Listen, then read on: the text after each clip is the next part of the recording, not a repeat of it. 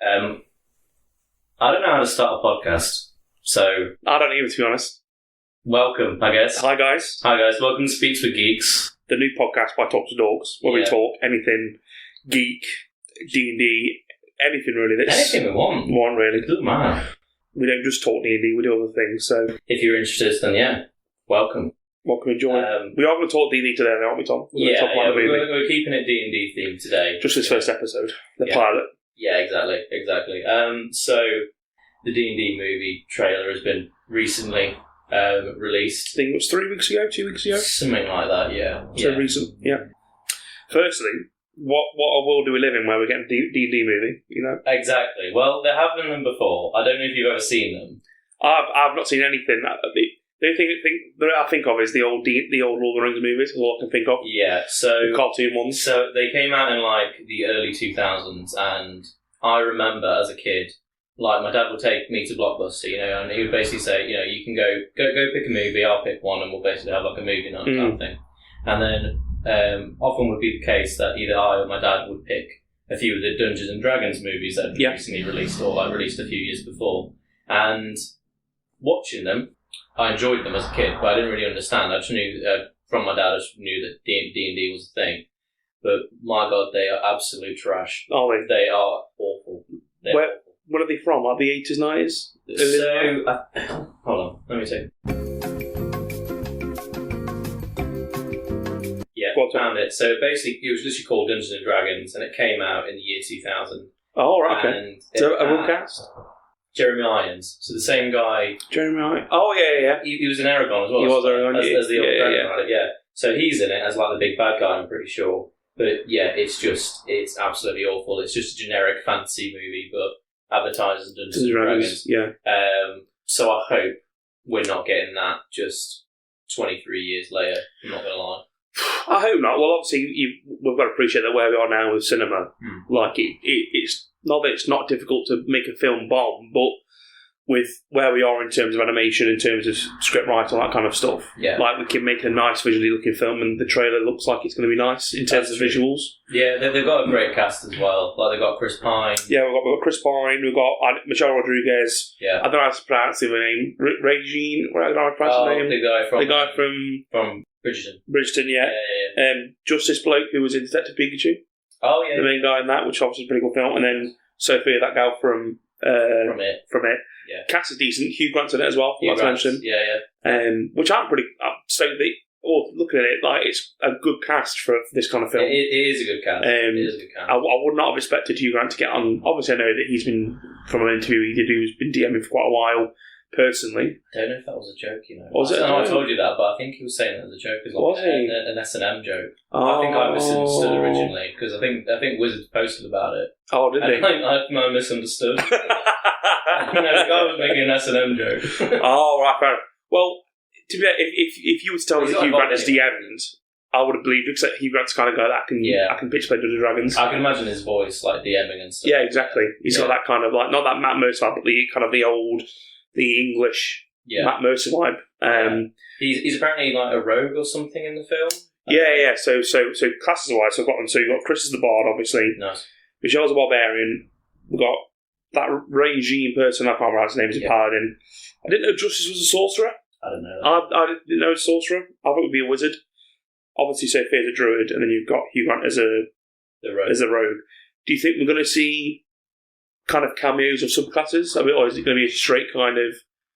I don't know. I don't know if that'd be a bit too in depth for the movie, because you got to think they've got to appeal to D&D fans, but they also have to appeal to just general movie fans at the same time. You've got to captivate everyone. It's like with the MCU. They can't go too in depth into like the whole lore that the Marvel comics have built up. It's got to appeal to a general audience as well. So I don't think so. And the fact that they have a druid, we'll come on to this in a bit more detail, but the fact that they've got a druid who can like turn into owlbears and probably other monstrosities that we'll see, it seems to me that they're not trying to stick to the rules of the game too much. They're just sort of trying to capture the whole idea of there being specialised, people in this fantasy world. I don't think it's necessarily going to be to that extent. It would be cool, but more I want to see is just a fantasy world based on all the stuff that D&D has built up over 50 years. It just seems like we're getting like, some sort of lich. I hope it's not. Yeah, so I've got a feeling it's either going to be Vecna for the whole. This is the main lich of the entire kind of franchise. Yeah. But I don't know if they would have known that Vecna would have been the quote unquote bad guy of Stranger Things, they may have changed it. Yeah. But I feel that with where it's going to go from the trailers and stuff, I think that it might be. Or some form of lich anyway, like the bad guy. I do want to see Vecna on film, because Vecna is a great villain, but I don't know if I'd want to see him this soon, because I was sort of hoping that with... He's like a Thanos kind of character. He's literally, yeah. It'd be like doing Ultron, for that one film. You don't want to see literally that. Like the first Avenger, You want to see that build-up of maybe him having some form of interaction, kind of, not directly, but something that he's done, an event, the character of the film see, and then over time they start to build up, and then that's what I mean. We want to see a build up to that sort of level of villain. The same if they just threw like Tiamat or the Raven Queen sort of style character. We'd want to see a build up to that. And when it was announced, I was hoping we'd see like typical adventure. You'd go on from like level 1 to 5, sort of more lower style, and then if it was successful, then we'd see these same characters as they get up to whole like level 20 threats. Like you'd have a series of 4 films. And the 4th film is like, Endgame boss Vecna level, style boss fight, which would be sick, build up to it. But watching the trailer, it does seem like we're going to have some cool moments. But just for me, from a story perspective, if they are hoping to make a series out of this, it just seems like maybe they're jumping the gun onto like these bigger threats too soon, because we've seen like a couple of dragons in there. We've seen a lich style character in there. And yes, these are definitely iconic to Dungeons and Dragons, but you've already got things like the Displacer Beast, the Owlbear, the Gelatinous Cube, the Mimic. Got all these iconic things already in there. For me, as a D&D fan, and just as a sort of film fan in general, I'd want to see that build up. Yeah, I think from like a producer's point of view, though, I think they're going to go down the route of all guns blazing, put all the kind of cinematic they can put into it to make it work. Yeah, which is obviously. Yeah, like if you see everything, you're going to be excited about it. Yeah. But if they want to make a plan out of it, they're going to struggle with trying not to reuse content they've already used before. Yeah. Again, like if they use like Vecna now, for example, you can't really, unless it's like a different story or whatever, bring him back up again because people don't want to see him. Well, true. Yeah. Well, at the same time, I know it's different just creating a D&D supplement and adventure to a whole film. But like with Stranger Things and Vecna, Wizards released a Vecna supplement on D&D Beyond for free, and it was basically a new Vecna stat block, artwork for Vecna, and a whole adventure based around him as well. Oh, right, okay. And it was released sort of as part of Stranger Things, like the finale being released. Oh, right, okay. So it seems like there was some sort of communication. So, yeah. They knew it was all going on, and, Wizards did outrightly say, like, this is because of Strange Things. It's a celebration of one of the biggest villains of all time in Dungeons and Dragons. So it would seem a bit weird that, as I say, I know the production levels are different for just an adventure supplement and a whole movie that they've probably been planning for years now. But it would seem, as you say, it'd seem a bit too much Vecna, which is why he is more an endgame sort of villain. People know who Vecna is now and are a lot more aware of who he is, so he's a lot more iconic. But that's all the more reason to have him as an endgame boss. Yeah. But that's just me. That's just... No, I think I agree. I'm just thinking now, like liches don't... Like, it's really hard to kill a lich. Yeah. And if you do, 9 out of the time they're going to come back. Oh, yeah. So it could be cool to have like a bit of a twist. Maybe they'd have like an end credit scene like every film does, where they have they beat him or beat this lich, and everybody comes back. Yeah. And the party dealing with it for the first time, they're unaware of, obviously, the rules and the law behind. Yeah, no, that's true. And then so because obviously, playing and if you fight a lich in a campaign is different from like, again, it's really difficult in an essence to be in the mindset of your character because you're so aware of all the law and the rules. Yeah. So killing a lich in a campaign setting, playing it, the repercussions of you killing it. Whereas unless the characters know about it, they probably won't know. The laws behind them, etc., and how they do. So they probably think, "Oh yeah, we beat him.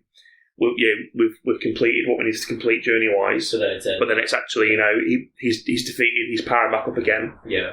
A bit like a better way of telling Palpatine in the more recent films. Kind of like he's died, quote unquote died. Yeah. They don't know he's back.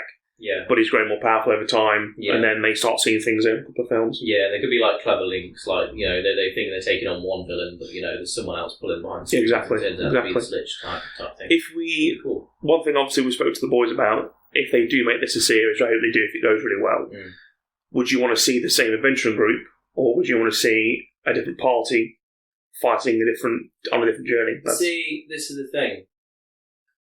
It depends how they build up. It depends on if people, I guess, resonate with these characters. For me, if the characters are fun, if I want to see more stories from them, then yeah, absolutely, keep going with what they have. With it being a Dungeons and Dragons potential film series, you could do a whole anthology series of like a load of different adventures, a load of different characters.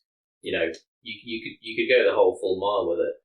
My whole thing was when it was announced, and I think loads of people have made like memes about it online and stuff, and loads of people have talked about it, but I think it would have been not necessarily better, but just slightly more interesting, especially for D&D fans, to have it that the quote-unquote characters were just like these group of kids. Yeah. Stranger Things style, just in a cellar, just like playing Dungeons and Dragons, and we were just seeing like almost from their imagination, you know, their fancy characters going on this adventure. And then, you know, as these young kids grow up, as their characters have gone through loads of different stories, maybe even as their characters have died, and now, you know, we've got to see that moment not only in their imagination, but also, you know, at the table with the kids, which could be quite a good moment. Yeah, it'd be like a coming of age kind of feel for them, like they're experiencing emotions that they didn't know that they had, but they've never experienced before. Yeah, and you can capture that magic of what, you know, like season 1 of Stranger Things had.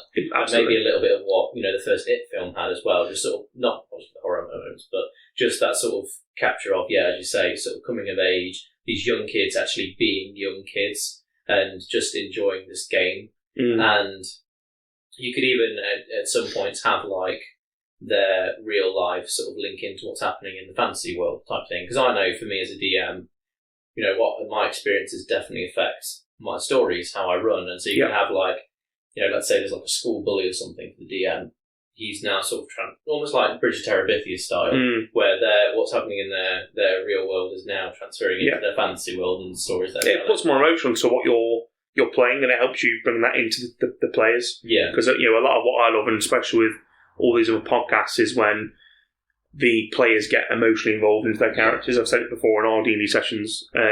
I'm quite envious of that because we haven't had that moment yet, or had that realisation, probably because we're still quite young in our campaign with what we're doing for Tales. But you know, when you watch Critical Role or Dimension 20, the players get attached to their characters, attached to situations. So seeing, like in this film, these kids maybe they've played these for level 1, they're out, maybe that level 5, 6, something bad happens. Yes, we see it all in fantasy kind of imagination style, but seeing those kids go through a bit of emotion, a bit of, you know, consolidation, you know, around the table because something bad's happening in the campaign. Yeah, no, exactly. It would be interesting to see, but from the looks of what we've seen from the trailer, it might surprise us a lot, we don't know, but what we see from the trailer does seem to be just a general fantasy film, just heavily inspired by Dungeons and Dragons, which I'm excited. I hope it's good, I really do, because I think the whole Dungeons and Dragons film series could have a lot of potential. Yeah, it's got like an MCU feel to it, not in terms of like there's always going to be these massive climactic events, but it's kind of they can take it as far as they want to take it. Yeah. They've got so much material to use. You know, they can even look towards the creators of D&D, the creators that have come around from these like the Critical Role guys, having those guys, you know, not be involved, but, you know, kind of make their stories come to life and change them to make it kind of where they want it to be. Yeah. So the options are really limitless for them to actually make a series. An anthology series would be pretty cool, I think, having it. Yeah. You know, not saying that the cast won't do well, I just think that having a different cast each time makes it different, you know, because you want to see different classes, you want to see different things happen. They could probably touch on subclasses via backstories. You know, I was thinking that a moment when we went over it a minute ago, maybe having the, you know, the sorcerer being having draconic bloodline is rather than a subclass as their backstory, and we as D&D fans see that as okay, that's their subclass, but to the average viewer they see it as okay, well, this sorcerer's got their power from their from their ancestry, and that's it to them, you know. So would be pretty cool seeing different classes. If they go in subclasses and make it a bit more tailored for the audience, or even as cameos, would be pretty sick as well. Yeah, no, that would be good. I didn't get to note all them down because there was a lot, but there was a lot of magic items, a lot of spells we've seen. Yeah. Green Flame Blade was one of them I can remember. Yeah. I can't remember what Michelle Rodriguez's axe is. It was like a axe of fire or something. I think it was. But they seem to be pushing the boat out for the kind of small nods to D&D fans, so they can see some interest from the items and the spells they're using. Do you think we'll see any big boy spells or big boy, or do you think we're going to have it completely kind of like level 1-2 magic weapons? I hope so, because some of the spells that we have in Dungeons and Dragons are very, very cinematic and could easily lend themselves to transferring well into film. And the same with like magic items, like things like cursed magic items and just these epic magic items that we all could easily recognise just from seeing them. I think there could be so many stories and elements that they could introduce quite easily from that sort of thing. I hope they do, because there's a lot of content to work from. Yeah. Seems like a lot. I'm not too sure what the helm is. I've seen people talk about it online. Again, in reality, I'm still a novice D&D. I've been doing it for 4 years compared to everybody else. Yeah. It seems to be quite a well-known item amongst the fans. I'm not sure if you know which one it is. I can't find anything on it. No. It seems that people are suspecting that like the main story will focus around this helmet, or it'll be a key part of it in some way. But I don't know if it's like a official item or not. Again, I think I watched the Dungeon Boys earlier, and they mentioned it might have been a certain item, but no, it does look like it's going to be a question of they've helped this lich or this bad guy accidentally realise, or done it not realising the actual repercussions of what their actions are going to be. Yeah, and then they're going to spend the entire film trying to resolve that, but be on the run because they're like not suspects, but they're like an accessory to the problem. Yeah. So they're going to try and right the wrongs of what's happened. Yeah. Kind of thing. Yeah, that's true. Which is pretty cool. And I do like the idea that the bard is the leader of this group as well. Yeah. It's very kind of... Bards are obviously the most charismatic character you can play on, especially with everything that we know people do with them. But seeing a bard take like the leader role of it and be the voice of reason is pretty cool. It's a bit different. Because again, you think of the bard, they're the ones that get drunk, they're the ones that do all the raunchy things that they do. They are the face of the party, but they're not necessarily the leader. Yeah, exactly. So no, that is interesting, and I think Chris Pine will probably knock it out of the park. Oh yeah, absolutely. To be honest, I think he's a great actor. He was great in Star Trek and the projects he's been in. So yeah, I'm not. One thing I saw earlier as well, the druid is actually a tiefling. Yes. But obviously, the association wasn't there for because of the skin.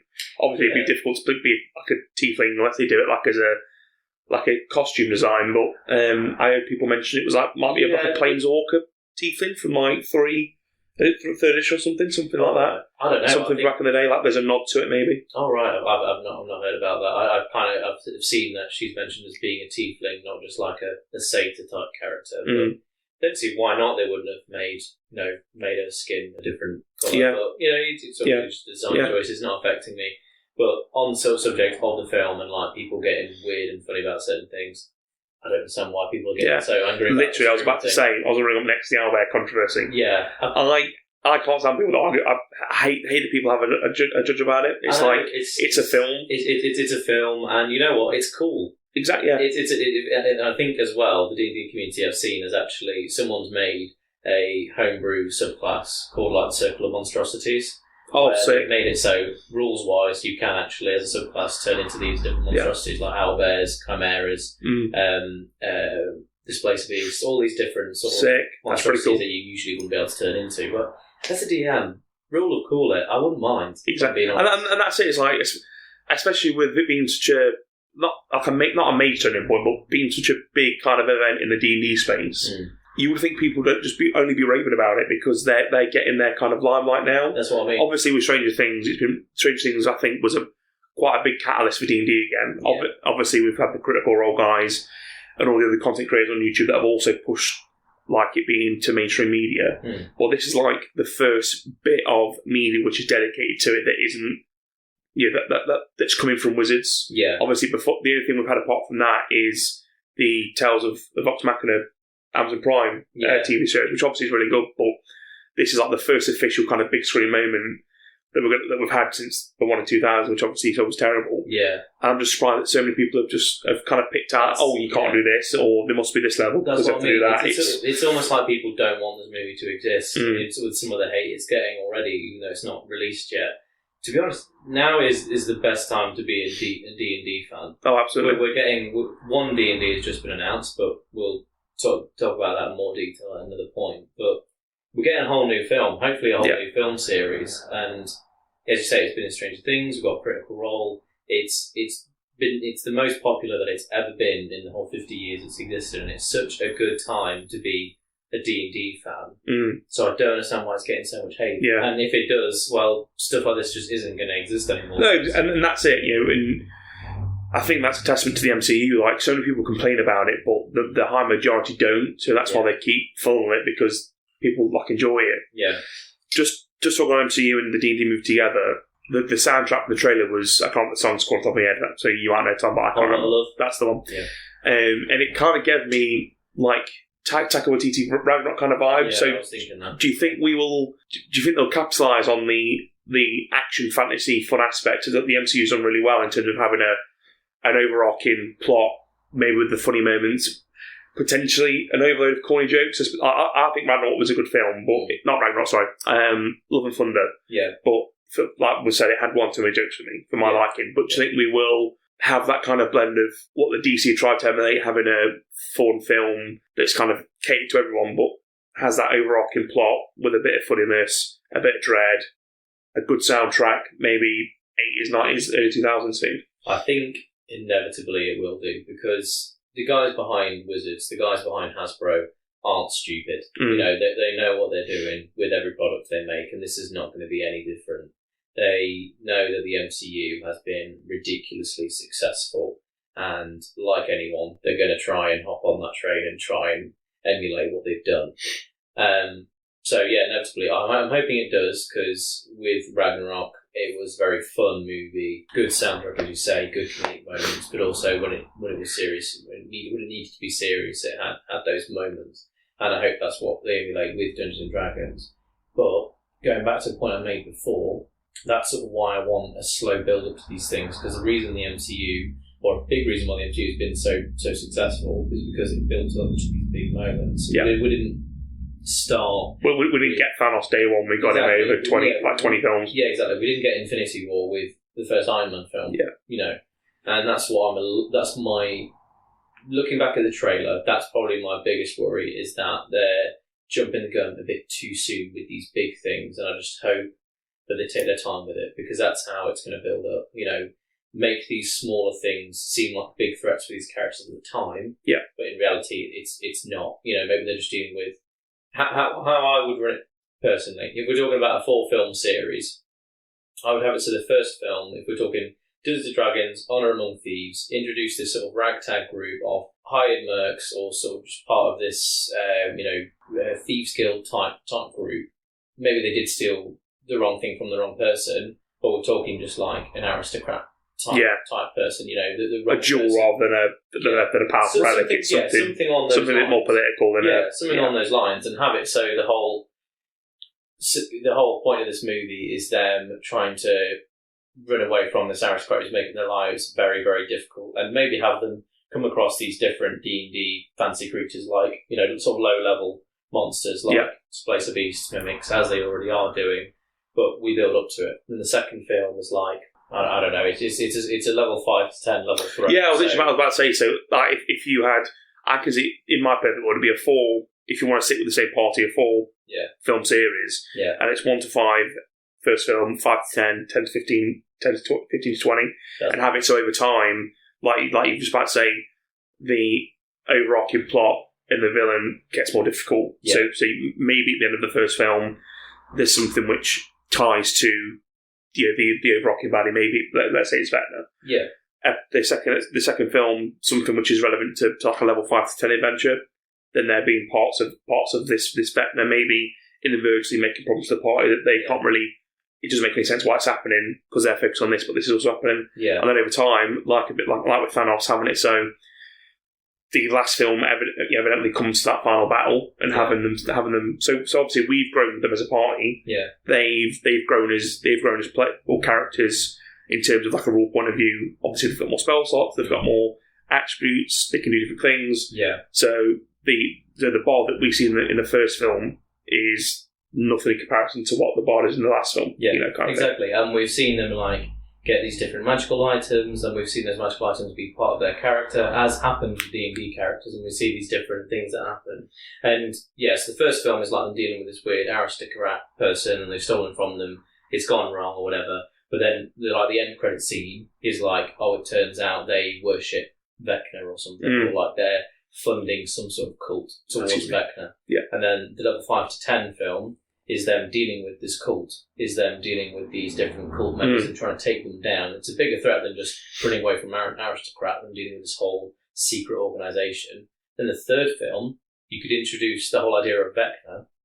Maybe someone steals the hand and eye of Vecna. Maybe the end of the second film is that this cult managed to find the hand and eye of Vecna, which are like these obviously powerful artifacts, and we learn about that throughout that film. And then the third one is them dealing with the fact that someone's stolen it and cut off their own arm and eye and have now, joined that with their body, and now they're a threat to themselves. But then the end of that film, or leading on to the fourth and final film, they've actually now managed to part of this cult, and maybe this person who had the hand and eye has now managed to actually summon Vecna. They've actually brought them back in some way, and then that's sort of pinnacle of the 4-part series, seeing where that goes. But that's just me. I just hope it's just me hoping that it's good, hoping they don't rush it, because we've seen that with DC, and I would hate for this to flop, because... Oh, yeah, I think you're right. With DC, again, we can touch on this in another podcast, obviously, when we talk more superhero films, but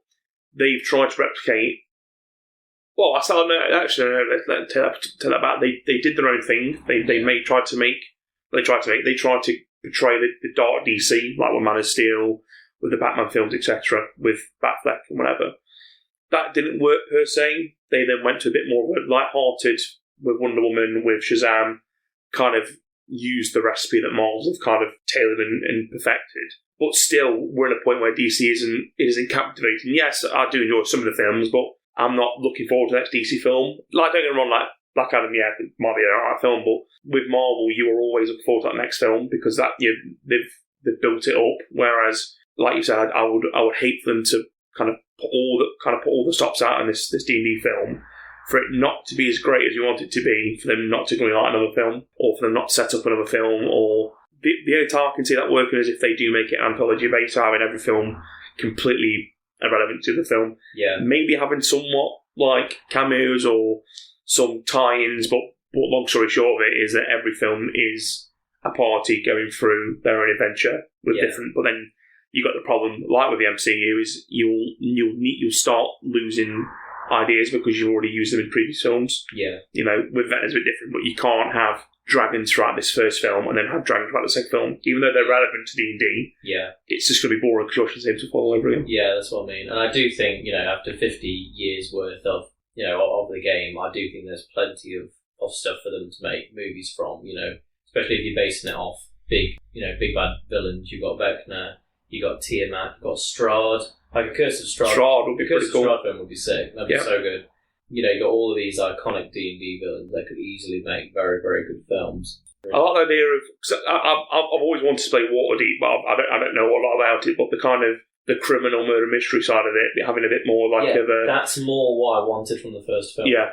Because the whole idea of Waterdeep is you're all in this city, like the adventure is based in the city, and it's all a race to find this treasure. And that's what I was hoping from, after seeing the trailer and after thinking about it a bit more, that's what I would have more hoped for, a more Waterdeep based style adventure. Rather than being like a world ending event. Exactly. Yeah. But then that sets up what we've got in the future. And that's my issue with a lot of films, especially with like superhero films nowadays. Well, as I say, we'll probably go into it more. But not everything needs to be a world ending event. Not everything needs to be big scale, because then nothing's big scale. Yeah. It's like, think of Iron Man, like, Iron Man's first threat was what's his face? And he was just another guy in a suit. Yeah. Whereas you look at Endgame and the threat was an alien from another planet with the power to rewrite the universe. Like, if we get that in the first film with Vecna, then it's really hard to kind of peak from that, because it feels like you've already such a high bar.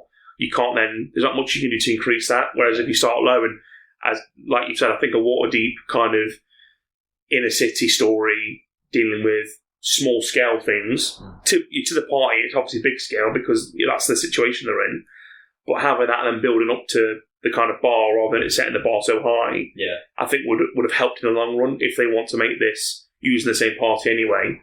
A series of movies. Yeah, and that's my point. And this is obviously us suspecting it's going to be Vecna. It just looks like a lich-type necromancer character. But yeah, that's just what I hope for.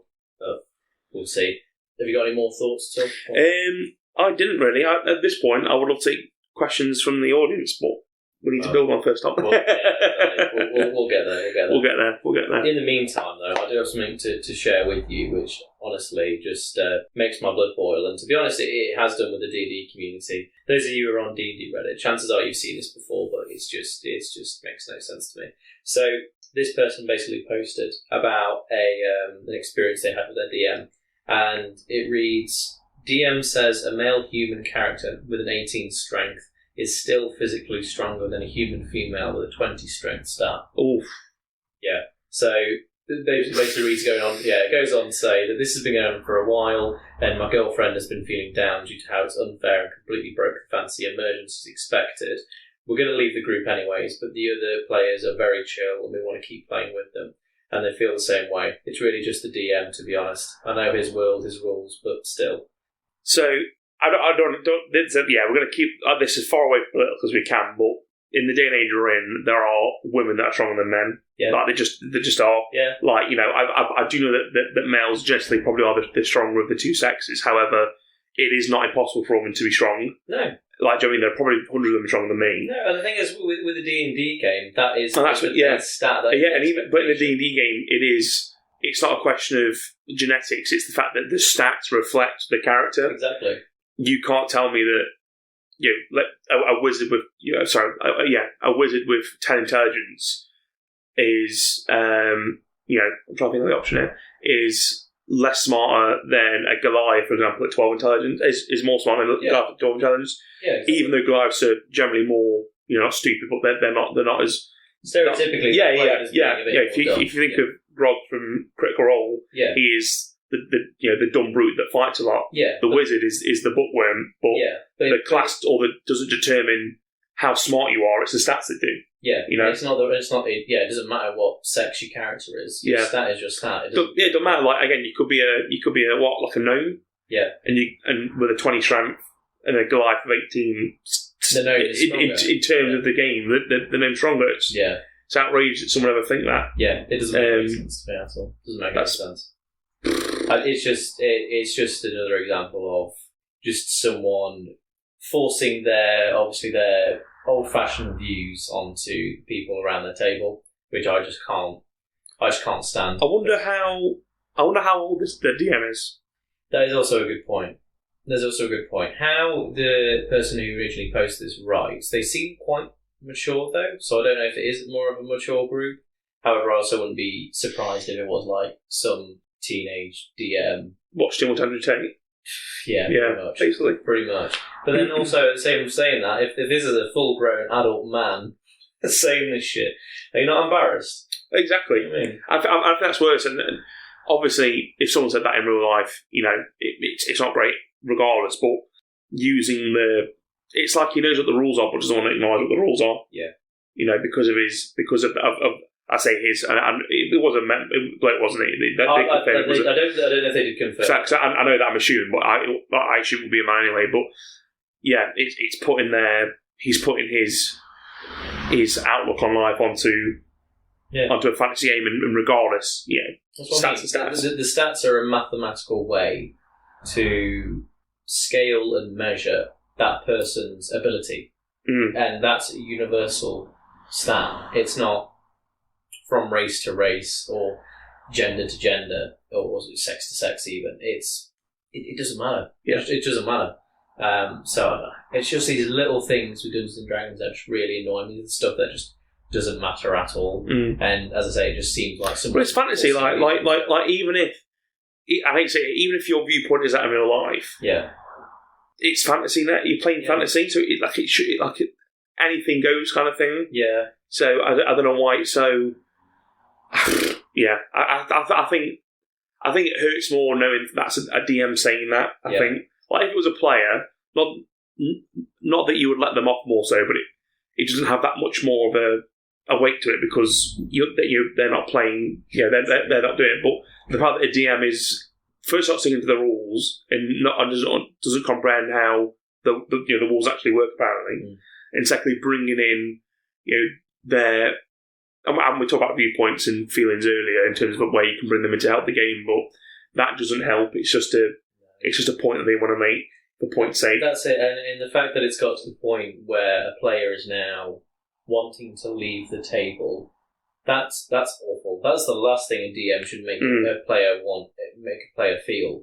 If I was DMing a table and something that I had done or said had upset someone to the point where they wanted to leave the table, I would feel awful. Yeah, of course. Because, first of all, it's probably your friend, or even if they're not, it's still someone's feelings. And second of all, it's supposed to be fun. Yeah, a big part of being a DM is that you get the fun from having the fun. Like, don't get me wrong, I like writing stories, I like making up campaigns and whatever, but the fun comes from seeing the fun and enjoyment from the players. That's it. And if you make a mistake that on that kind of grade, then as much as you feel devastated. Yeah, of course, I absolutely would be. And if you don't think that having fun with your friends is like a key element of playing D&D, and you just want to tell a story, right? But that's absolutely down to it. But yeah, I just wanted to share that and sort of see your 2-piece on it, because honestly, If anybody disagrees with what me and Tom are saying, by the way, then feel free not to listen to the podcast anymore. Yeah. Just like we don't want any of you men or women who believe in that go again. Yeah, don't carry on. Don't carry on. Stop here, mate. We don't want to hear it. We're lost, so. Just scrolling for Reddit as we're talking. This just in. And not just in. It was from a year ago. I think we may have already spoke about it, but I think it would be cool to mention now. Yeah, go on. So someone put a meme up about a D&D movie based around the Muppets. And I think you may have spoken about it before, but the idea of the Muppets playing around a table, and then when it comes to the action scenes and the imagination, their characters are being played by celebrities. Yeah. So imagine if this film, and we take the idea of like the kids playing and going between the Muppets, playing the character. Who do you think what Muppet would be what character? I think Kermit would be a bard. Yeah, he'd definitely be almost like a leader type bard character with all the charisma. Miss Piggy be the barbarian? Oh, for sure. She's got ruthless. Or a monk. Maybe monk, barbarian, multiclass. She's got far too much anger behind that woman. She needs help. I'd probably have animals as a barbarian as well. Probably just straight barbarian. I'm trying to think of other Muppet characters. I can't think of any Muppets. I'm going to be Cookie Monster, that's about it. That's Sesame Street. Oh, they're the same thing in my head. Right, let's have a look at Muppets. It's my Americanised.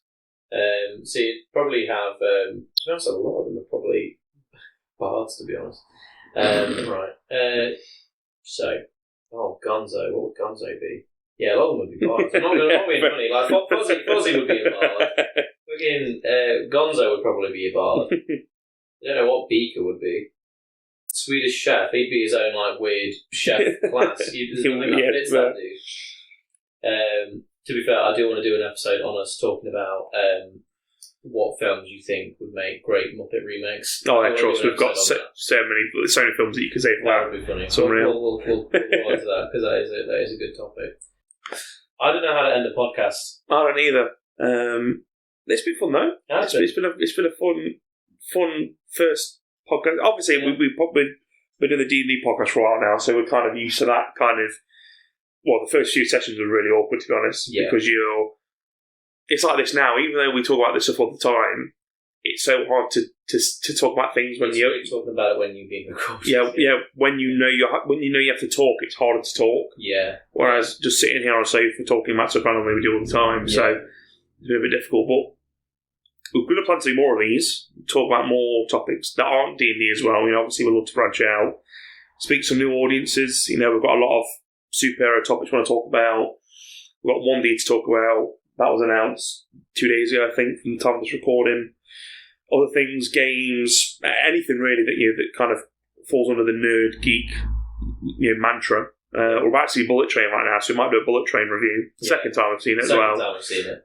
Great film. Go and see probably it. One of the films of the year for me. And I've not seen Top Gun yet, so I need to kind of get on that ride. But yeah, we're going to do more topics like this, as Josh said. We've got already some like gaming content and the D&D podcast Tales of Midfield that we do. So if you want to hear more from us, go look there. We're trying to get some more content out there. So we hope you enjoy it. But we'll see you next time. Yeah, hopefully with some other people. We've got obviously the Talks guys coming in. So Tom, Charlie, and Benoit, they're going to come in. We've got some other friends that haven't done a podcast before, doing a podcast that will bring in some topics. And yeah, we'll try to get these uploaded probably as an interval with the D&D podcast as well. We'll have some other videos coming out that now and again, but I think for Fridays we're going to stick to podcasting either the Tales campaign or a podcast like this. So until that next episode, wish you all the best and we'll see you then. The end. Bye.